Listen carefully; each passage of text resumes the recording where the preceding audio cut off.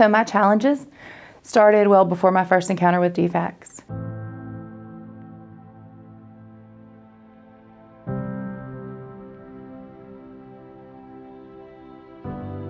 Both of my parents had substance use disorder and mental health challenges, and at the age of 15 I became pregnant, so I was forced to grow up quite quickly. By the age of 18, I was using marijuana and alcohol to cope with both the feelings of being a new mother as well as my undiagnosed mental health challenges. Around the age of 20, I tried ecstasy, and I used over 20 pills every weekend for about 6 months.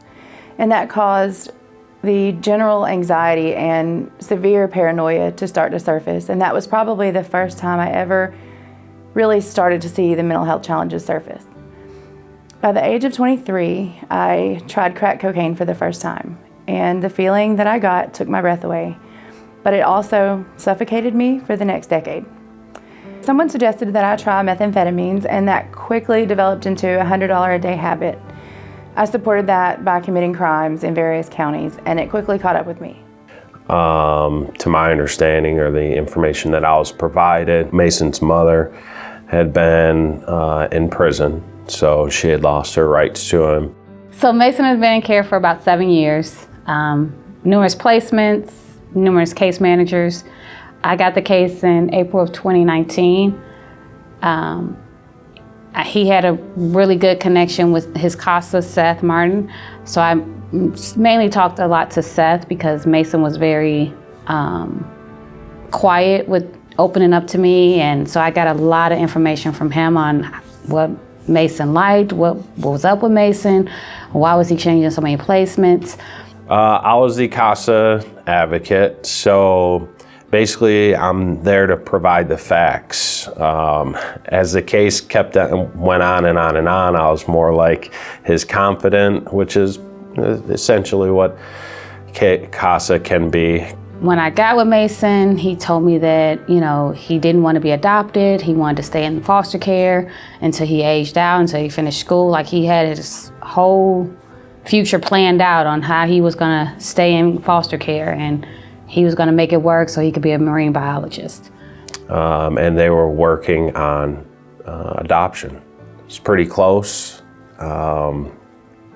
Mason had an incident, and basically from there, the individual that was pretty close, he had signed papers to adopt him, ended up changing his mind, and from there, he was in some boys' homes. After I was released from that 2 years, I had no re-entry plan. I had no real goals, and I had also lost custody of my children. So that sent me quickly back to the streets and back to my addiction. I was then sentenced to 5 years in prison, where I kind of got to take a step back and look at how my life was going. And it was then that I started to plan some goals for myself. Of course, that included sobriety and stability, but one day I hoped to reunite with my children. I didn't know how long that was going to take, but I knew that one day they would find me and I would be the best version of myself that I could be. During that time, I felt like I wasn't a good enough parent to make that phone call, but I worked up the nerve after about a year after my release, and the very first phone call I made was to Seth. As she had communicated to me, she had done a lot of rehab, and she had done a lot to better herself. Seth reached out to me maybe June of 2019 and said that his mom had contacted him and wanted to meet with me, and so I reached out to her that same day, and we met the next day. And they asked Mason if he wanted to meet me again after 7 years. When the whole mom situation came about, he was okay with it, but he did talk to Seth about it to see what Seth's thoughts were, and we all went together to go to lunch, and Seth was included. Like, he wanted Seth's whole opinion on what he should do next. And he agreed, so we were able to see each other for the first time, and a few short months later, we had unsupervised visits that led to spring breaks together, and thankfully in May he came home for good. In July, my parental rights were reinstated.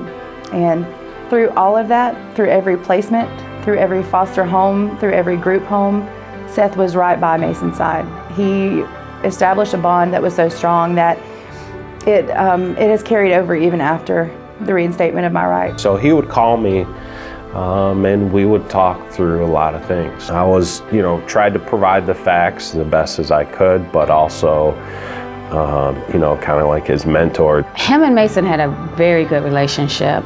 Mason was constantly keeping in contact with him, reaching out to him. Anytime he disrupted, he would call Seth. Seth knew Mason more than I did at times. And when Mason and I don't see eye to eye, I call Seth.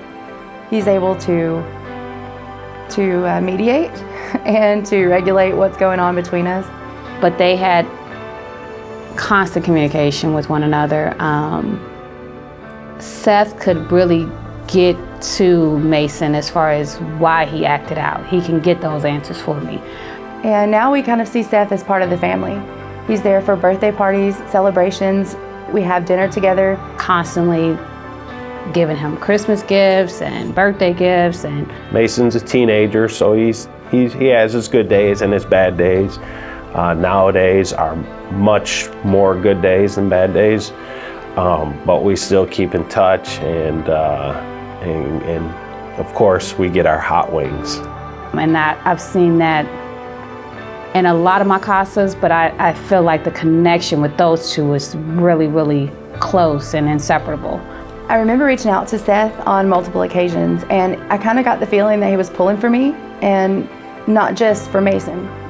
Me personally, I couldn't be prouder of Erin, of what she's done. She's done a lot in a short time, and she'll tell you I'm her biggest cheerleader, I'm her biggest advocate. But he seemed like he wanted me to get well. And when it was time to go back to court, he advocated not only for Mason, but for me too. No matter what, we always know that Seth, our CASA, and our friend is just a phone call away.